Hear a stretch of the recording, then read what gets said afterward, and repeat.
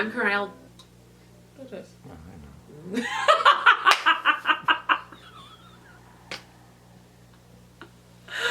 Okay. Welcome, I'm Corel Pinder, and this is The Unconventional Path. So today I want to talk about how my relationship with God led me to this unconventional path that I'm leading in my life. So I grew up in the church. My dad's a pastor, so I accepted Christ at a very young age. But I think my understanding of Christianity was you do what you're supposed to do so you don't go to hell. And if you be obedient and do what you're supposed to do, all of these things that you want out of life are what, that's what will happen. And I had a friend of mine, she told me about a question that she asked recently, and it was so profound to me. She said when she meets someone, she asks them what's their God language. So I'm like, ooh, what's their God language? I was like, what does that mean? So she said, do you serve God out of fear, or do you serve God out of love? So do you fear God or do you love God? And so fear God is, I don't want to go to hell, so I acknowledge that there's a God that exists.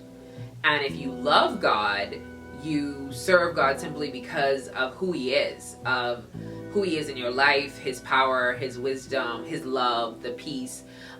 Just because he is the creator, just because he loved you first, you serve him just because you want that relationship with him. And I was like, wow, that is so good. And that's a great description of what my relationship with God was before.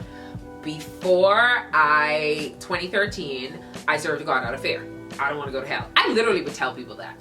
I would be like, listen to me. If I'm wrong, and when we die, we just become particles or whatever your interpretation of what we believe is, then all right, I would have died living a moral life. Like there's no harm to me believing.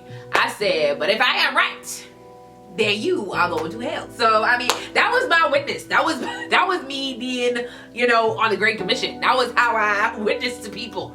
Like, well, if I'm wrong, do you want to take the chance on you being wrong? I don't think so. Like, because if I'm wrong, then I'm fine. I just disappear in air. It's like, who cares? Like, I was serving God out of fear. And so I would say in 2013 was the beginning, because it's an everyday journey, to be quite honest, of learning to have this relationship with God where I'm serving him out of love and where I'm building that relationship. It's definitely not an overnight thing. There are definitely days where you're like, I'm over this. This is a lot. This is overwhelming. But I definitely would say that it's worth it. So, like I said, I grew up as a believer, and I thought, like, you be obedient and everything that you want will happen. So I always knew that, you're going to get an education, so you're going to go to school. That was an easy process for me. I know it's not always an easy process for everyone, but I applied, I went to school, I graduated with my bachelor's. Like, it was a 4-year process. It literally was like bam, bam, bam. And just how easy that process was, that was the same thing that I thought would happen with marriage and children. Like, so I was like, my mom got married at 21, I'll get married at 21. So 21 came and I'm like, it's not happening, but it's okay. Maybe 23, maybe 25. Okay, I was getting really close to my 30s, and I don't know if I thought you would turn into a pumpkin. I don't know why. Like, it was like this 30, but it was like, I remember being a kid and being in the church and looking at ladies who weren't married by 30 and being like, what's wrong with her? Like, is there something? Like, I felt bad for her. Like, we should pray for her, because why? And these women got married like at 32, 33. And when I said I felt sorry for them, I was just like, oh, poor dear. Like, 32? Wow. Like, what? Friends, I am 37. I was looking at these women with just pity. Like, I was like, oh my God, I feel so bad for them. I don't know why. As a kid, I don't even know why this was thoughts. I should have been playing outside, but this was a thought that I felt really bad for them.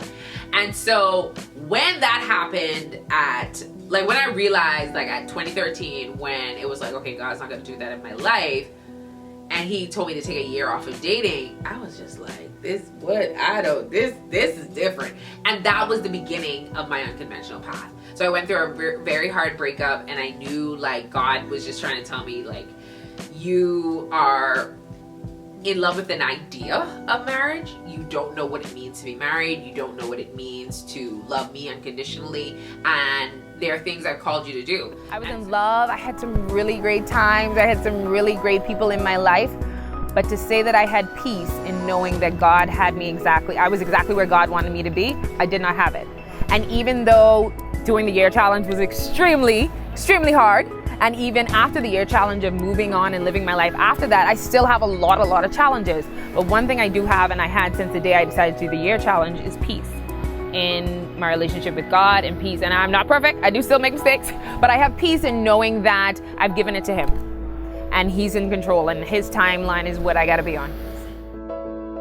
So I think that some people go through a sanctification process when they get married, because that's going to purify them into the best version of themselves. Some people go through that sanctification process when they have children, because that is the hard experience and journey that's going to purify them into the best version of themselves. I mean, there's other things that hardships, they go through grief, they go through, there are different things that I think we as humans go through. But I really believe that a part of my journey, because it's still happening today, there's still other things that I feel that God's going to have me experience that are going to continue to sanctify me, purify me, and sharpen me into who He's called me to be. But I really believe that He used singleness to really sharpen me and sanctify me into who He's called me to be.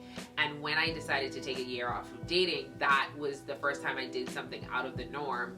I was just like, my life wasn't going on the normal of what is it normal, like what do you expect growing up in a Caribbean family, that you would like get married, have children, be a soccer mom, and just have this white picket fence. I think I stopped pursuing it at 27. Still was pursuing it, like kind of in my heart, because like I said, it's not an overnight thing. Like me and Jesus were still having like this tug of war forever. But I think in 2013 is when I said, I think I gave God like the keys, but I'm like, I'm not gonna like it. Like, you could drive the car, but I'm still like kind of upset about it, but I'm gonna let you drive the car anyway, but I'm just gonna keep making noise in the background. And I think over the years, I have learned to, like, I still would have not took this route. Like, this is not the route that I would have taken, but I'm gonna trust that it is for my good, because there are a lot of experiences that I have enjoyed on this unconventional path. I don't think that I probably would have been this strong in my faith if God didn't take me down this route. And so I know why. I tell people all the time, I've had the opportunity to write books, to write plays, to speak on platforms. Ain't none of that was getting done. Like, I was going to be into my family, just my family. And that was the goal. And so I think God knew that there was a message that had to go to so many people. And there's so much more that's a part of this journey, and that's a part of this story. But I wanted to share with you how I got here, and it was just about putting God first. Like, sometimes people look at women who are in their late 30s who don't have a family, and they're like, she was so focused on her career. Like, I was the opposite. I was like so focused on having a family. Like, I stayed at a job for 8 years because it was the perfect family job. You get up at 3, you have summers and Christmas off. Like, I was like positioning myself out the wazoo to be like, hey, I am the mom type. I will cook. I learned how to cook. Like, my boyfriend at 21, his mom was like, Miss, do you know how to cook? And I was like, no, but I will learn. Like, I was doing lasagna, peas and rice, macaroni and cheese. Like, I was literally like molding myself to be a wife. So it was like, so that story of, oh, she focused on her career, that's not my story. I literally am on this path because I decided to put God first. And every time after that, I'm just choosing Him. And I'm not just saying like, oh, I don't have anything I want because it's God's fault. I do think that there were things I needed to learn. I do think that there are things I probably did that, that I still got in my own way. Maybe God had it, set for me 5 years ago, and my anxiety ruined it. Who knows? I think that there's always things that we have to work on. So I'm not just like, oh, I have this life because, God did it. I'm just saying that a lot of things that I pursued in my life is because of the direction of the Holy Spirit. I'm not perfect. I do think that there are things that God is continually working on me with, but even though this path is not always easy, I do appreciate the journey that God has taken me on. And I do appreciate you being here with me as you learn more about how to navigate the unconventional path. Thank you so much for tuning in. Can't wait to see you next week.